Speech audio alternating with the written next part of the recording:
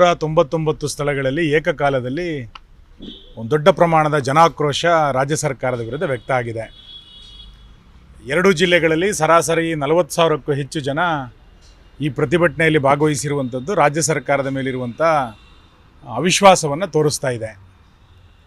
ಇವತ್ತಿನಿಂದ ನಮ್ಮದು ಹೋರಾಟ ಆರಂಭ ಆಗಿದೆ ಅಷ್ಟೇ. ಇದೊಂದು ಜನಾಂದೋಲನವಾಗಿ ಮುಂದಿನ ದಿನಗಳಲ್ಲಿ ಬೇರೆ ಬೇರೆ ಆಯಾಮಗಳನ್ನು ಇಟ್ಕೊಂಡು ನಾವು ಪ್ರತಿಭಟನೆಯನ್ನು ಮಾಡ್ತೇವೆ.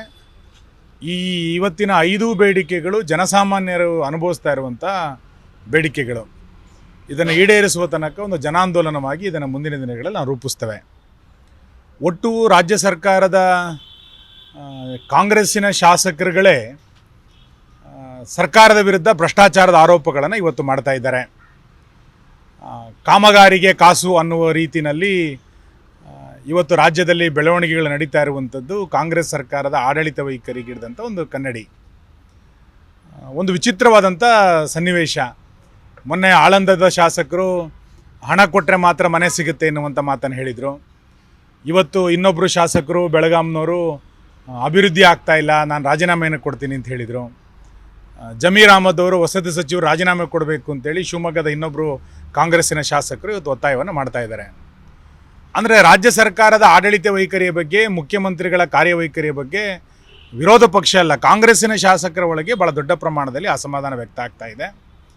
ಇದೊಂದು 0% ಡೆವಲಪ್ಮೆಂಟ್ 60% ಕರಪ್ಷನ್ ಸರ್ಕಾರ ಅನ್ನುವಂಥದ್ದನ್ನು ಕಾಂಗ್ರೆಸ್ಸಿನ ಶಾಸಕರುಗಳೇ ಒಪ್ಕೊಳ್ಳಿಕ್ಕೆ ಶುರು ಮಾಡಿದ್ದಾರೆ.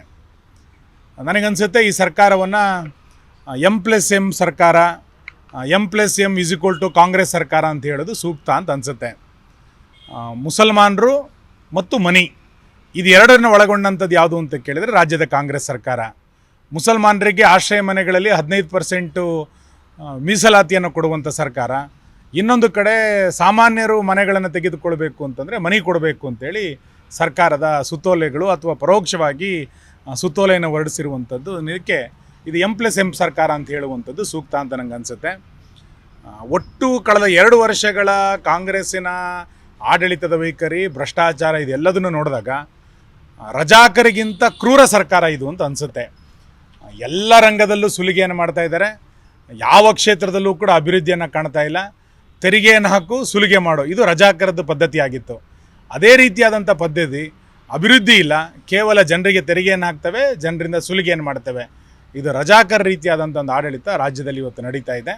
ಇವತ್ತಿನಿಂದ ಏನು ದಕ್ಷಿಣ ಕನ್ನಡ, ಉಡುಪಿ ಜಿಲ್ಲೆಯಲ್ಲಿ ಪಂಚಾಯಿತಿ ಮಟ್ಟಗಳಲ್ಲಿ ಏನು ಪ್ರತಿಭಟನೆಯನ್ನು ಮಾಡ್ತಾ ಇದ್ದೀವಿ, ಇದು ಇಡೀ ರಾಜ್ಯಾದ್ಯಂತ ಇದನ್ನು ವಿಸ್ತರಿಸ್ತೇವೆ ಮುಂದಿನ ದಿನಗಳಲ್ಲಿ.